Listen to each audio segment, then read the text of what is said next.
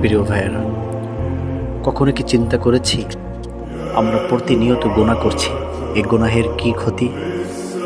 এক ক্ষতি তো বাহ্যিক দুনিয়াবী ক্ষতি, আর এক ক্ষতি তো আখিরাতের ক্ষতি। দুনিয়াতেই কতগুলো ক্ষতির সম্মুখীন আমি হই। সাধারণভাবে হিসাব করলে দুনিয়াতে আমি কয়েকটি ক্ষতির শিকার হই। নাম্বার 1, যখন আমি গুনাহ করি আমার জীবন সংকীর্ণ হয়ে যায়, সব কাজে বাধা, সব কাজে প্রতিকূলতা সৃষ্টি হয়।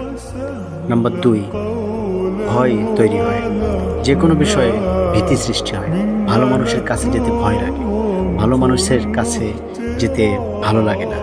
নাম্বার 3, সবসময় টেনশনে কাজ করে, মন অন্যমনস্ক থাকে, জীবন থেকে বরকত উঠে যায়, জীবনে বেবরকতি দেখা দেয়।